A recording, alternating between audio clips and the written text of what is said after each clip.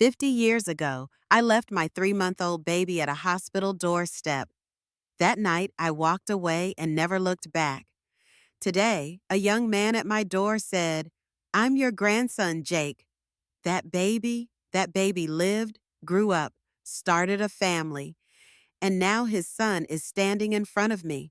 My name is Eleanor. I'm 70 years old and I'm living with the biggest regret of my life. I remember that night every day. I wrapped 3-month-old David in a blanket and left him at the hospital doorstep. I was 19, scared, alone. Now that baby's grandson is standing at my door. I live alone in my small house, in one of Boston's old neighborhoods, on narrow streets. I have neighbors, but I'm not close with anyone. I've been living by myself for 50 years. There are no photos on the walls. What family photos would there be? A few pictures of myself, old friends from work. That's all. I'm making coffee in the kitchen. Same routine every morning. 1 cup, 1 teaspoon of sugar. Nothing to share with anyone. I look out of the window, watching children playing on the street. Watching them hurts me, but I can't do anything else. One of those children could have been David, could have been my grandchildren. The doorbell rings. 2 o'clock. No one comes to me at this hour. Scene 2, the first shock at the door. I open the door. A young man is standing there, tall with curly brown hair. His eyes seem very familiar. "Are you Eleanor Thompson?" he says in a gentle voice. "Yes. Who are you?" He takes out a small photograph from his hand. A color photograph, recent. A middle-aged man and a little boy. "My name is Jake Thompson. This is my father, David, your son." The world slips from under my feet. David. I hadn't spoken that name in 50 years. "No, it can't be," I whisper. "Wasn't Mr. David Thompson your son? Born in 1973? 1973.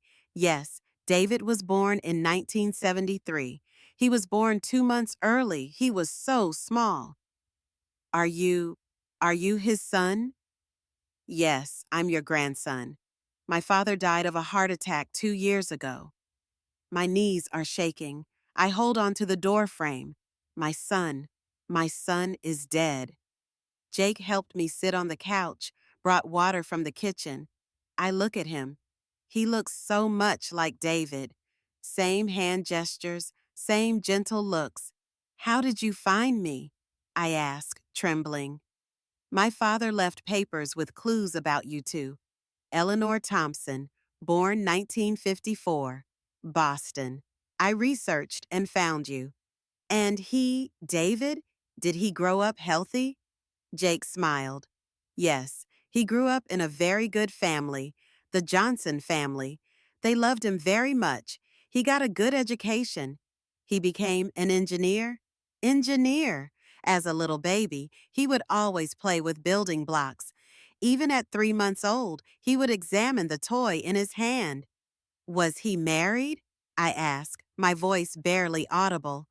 "Yes, he was married to my mother for 15 years. When I was 10, my mother died of cancer. My father never remarried. I feel like I'm going to have a heart attack. I missed so much. The wedding, my grandson's birth, meeting my daughter-in-law." "Why did you abandon him?" Jake says. His voice isn't broken, just curious. I take a deep breath. I was 19 years old. I was an unwed mother. In 1973, that was a very difficult thing. My family had kicked me out. The baby's father had run away. "Didn't you think about giving him to a foster family?" "I thought about it, but—" I was scared. In case they wanted him back, in case they took him from me. I left him at the hospital doorstep because I knew he'd be safe there. Jake listened silently. "I regretted it every day, Jake. Every day. But I thought it was too late to go back. He had a family. He was happy, maybe. What would he do with me?" "My father never blamed you," Jake says quietly. "He always said she was young and scared. He'd say, She did what was best for me. These words break my heart. David didn't blame me. Tell me about your father, I say. What kind of person was he? Jake's eyes light up. He was a wonderful father. Very patient, very loving. He would read me stories every evening. He would help with my math homework. I close my eyes, trying to imagine. David as a father, reading stories to Jake? Did he ever talk about me? Occasionally, especially on my birthday, he'd say, "Your grandmother is getting older today, too." He'd say, "She would love you very much, too." Did he think I loved him? My voice cracks. Yes, he always said, if my mother didn't love me, she wouldn't have left me somewhere safe. She made a sacrifice for me to live. Now I started crying. All these years, David thought I loved him. While I thought of myself as a monster, he remembered me as a sacrificing mother. Jake takes out photographs from his bag. I want to show you these. First photograph, David at 5, in preschool, smiling, missing teeth. Second photograph, David at 16, in basketball uniform. Third photograph, David at graduation with the Johnson family. Fourth photograph, David with his bride at the wedding. Fifth photograph, David holding Jake in the hospital. Each photograph widens the hole in my heart. I missed all of them. All of them. This is also my father's last photograph, Jake says. David is in a hospital bed but smiling. He's holding Jake's hand. What did he say in his last days? He said he missed you. He said, "I wish I could see my mother once." He said, "I wish I could thank her." This sentence destroys me. It hits my chest like a punch. You don't know, Jake, I say, sobbing. I didn't abandon him because I didn't love him. I loved him so much, too much. What do you mean? I loved him so much that I didn't want him to live in misery with me. I couldn't earn money. I had no house. I had nothing. I wanted to give him a better life. Jake listens to me, his eyes filling. But I made the wrong decision. Very wrong. I would raise him in a family. We would struggle together. Maybe it was hard, but we would be together. My father understood this, Jake says. He always said my mother loved me. That's why she left. Jake takes out a box from his bag. My father wrote these to you. He never sent them, but he wrote one every year. I open the box. There are dozens of letters inside. They all start with Dear Mother. I open one. Dear Mother, today I turned 25. We had a nice party with the Johnson family, but you weren't there. I wonder, did you remember me today? I think of you every birthday. I wish you were here. I open another. Dear Mother, I got married today. My wife Sarah is a wonderful woman. I told her our story of meeting without you. She's very curious about you too. I wish you were at my wedding. I wish you had met Sarah. Another one. Dear Mother, Jake was born today. When I held him in my arms, I remembered you. Did you hold me like this too? I gave him your name as his middle name, Jake Eleanor Thompson, so you'll always be with us. Eleanor, my name is Jake's middle name. David didn't forget me. He gave me to his son. Would you like to see my father? Jake says. We go to Greenwood Cemetery. David's grave is simple but clean. David Eleanor Thompson, beloved husband and father, it says. I collapse at the head of the grave. David, my son, I'm so sorry. I did so wrong. I loved you so much. I still love you so much. I wish I had been with you. I wish I had watched your grandson grow up. Jake holds my hand. My father forgave you. Now you forgive yourself too. How can I forgive? We lost 50 years. 50 years. But now I'm here. I'm your family too. It's late, but I'm here. When we return home, Jake says, Can I stay with you? I don't want to go to a hotel tonight. Of course you can stay. This is your home too. Jake settles in the guest room. After many years, there's another person's voice in my house. While cooking in the kitchen, I ask him questions about his father. What was his favorite food? Pasta and meatballs. We always made it together. Did he have hobbies? Yes, woodworking. He would make toys for me. I still keep them. Before going to bed at night, Jake gives me a gift. My father made this. He wanted me to give it to you, a small wooden box. Eleanor letters are carved inside. Every year on your birthday, he would take this out and look at it. He'd say, "One day I'll put this in my mother's hands." I sleep hugging this box, my first gift from my son after 50 years. The next day, Jake shows me David's video recordings. There are dozens of videos on his laptop. I see David in motion for the first time. I hear him speaking, laughing. In one video, Jake is 5. David is teaching him to ride a bicycle. "You can do it, Jake. I'm here," David says. Hearing his voice, I feel like my heart will stop. This voice is the continuation of the voice that sang lullabies to him as a baby. In another video, David is teaching Jake math. "Be patient, son. You'll learn." "Your grandfather was patient like this too," he says. "Which grandfather?" Little Jake says. "Grandfather Johnson. But my mother was there too. She was very patient too. Maybe you'll meet her one day. Maybe you'll meet her one day." David never lost hope. Jake wants to introduce me to the neighbors, people I've only said hello and good morning to in 50 years. "This is my grandmother Eleanor," he says to Mrs. Patterson. Mrs. Patterson is surprised. "Eleanor, you never said you had a grandson?" "It's a long story," I say shyly. Jake explains. "Grandmother and my father were apart for many years. I brought them back together. It's not technically a lie. Jake really brought us together. The neighbors are very happy." "How wonderful! Now you're not alone, Eleanor." For the first time in 50 years, I feel like I belong to a family. Jake says, "I'm thinking of moving to Boston. I can find work here." "Are you sure? Your life is in Los Angeles." "Yes, but my family is here." "You're here. My father's memories are here. His family. He sees me as his family. Would you like to stay with me?" "I'd love to, grandmother." Grandmother. Hearing this word, it's like my heart is being reborn. We make plans together. Jake will work. I'll cook for him. We'll visit David's grave on weekends. Jake will introduce me to his friends. "My father's friends are very curious about you," he says. "Can I meet them?" "Of course. They all want to see you."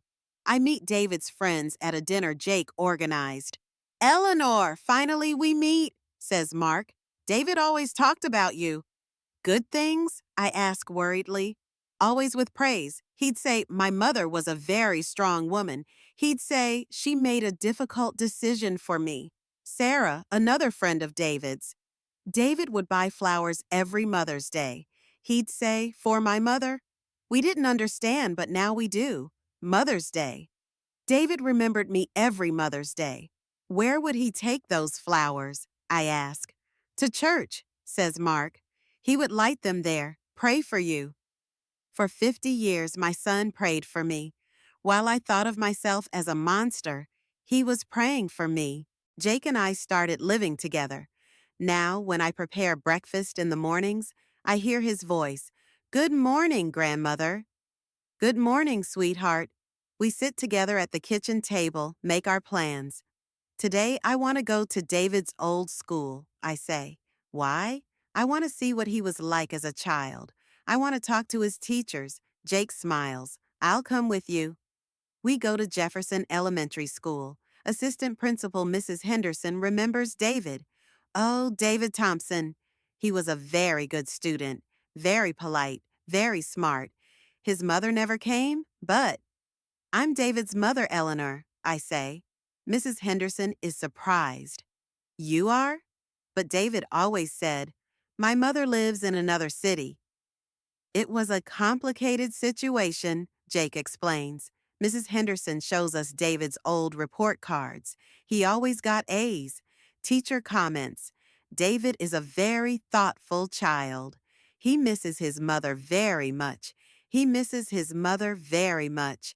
This sentence destroys my heart. Before going to bed at night, Jake and I talk. I wish time could be turned back, I say. We can't turn it back, but we're here now, Jake says. I missed so much, Jake.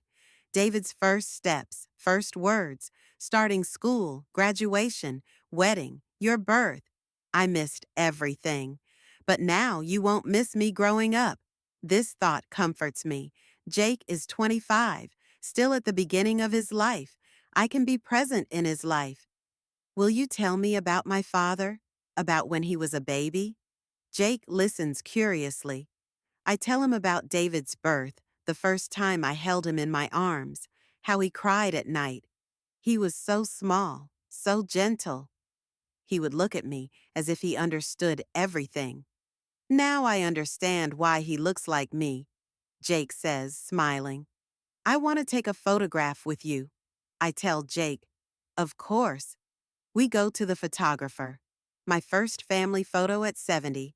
Stand closer, says the photographer. Jake hugs me. We look at the lens, but I look at his face. David's son, my grandson. Both of our eyes fill up while the photo is being taken. Take this photo to David's grave, I say. Let him see that we finally met with our family. At night, I write a letter to David. This will be my last letter. Dear son David, it's 50 years late, but I finally met Jake. He's a wonderful young man. He looks so much like you. Gentle like you, smart like you, loving like you. Forgive me, son. I did so wrong. I loved you so much, but I let my fear be stronger than my love. I wish I had stayed with you. I wish we had struggled together. But now Jake is here. I'll give him the grandmother love I couldn't give you. I'll love him for you, too. Jake tells me beautiful things about you. You became a wonderful father. I'm proud of you. I was always proud. I love you very much, son. I always loved you. I always will. Your mother, Eleanor. I'll take this letter to David's grave and leave it. 3 months later, Jake moved in with me completely. Now I cook for 2 people, prepare 2 cups of coffee. The house is now a real home. Jake has his things, his voice, his laughter. Grandmother, my friends are coming tonight. Can you make pasta for them? Of course, sweetheart. His friends come. He introduces me as Jake's grandmother. How proud that makes me feel. We eat together, chat. I also join their conversations.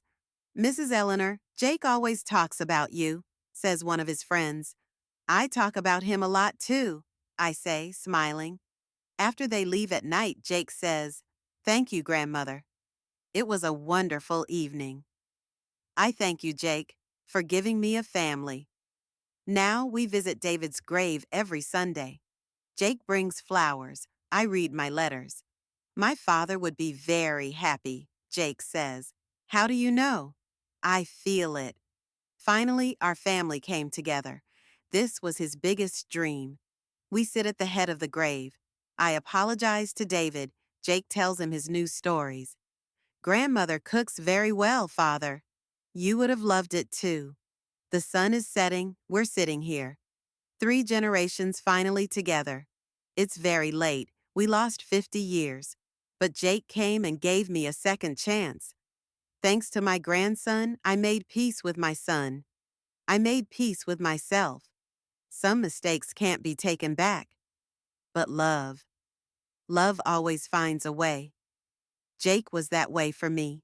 He was David's last gift to me.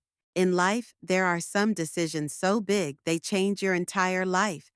The decision I made 50 years ago was like that.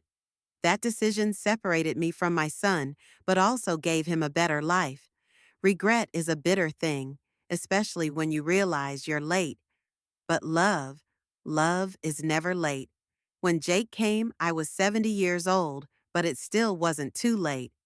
If you also have difficult decisions you made in your past, Don't blame yourself too much. Sometimes wrong decisions are made for the right reasons, and sometimes when you think it's too late, second chances come. My David, I loved you so much, son. I loved you every day. My Jake, thank you for giving me a new beginning. Family. Family is made not just with time spent together, but with love carried together.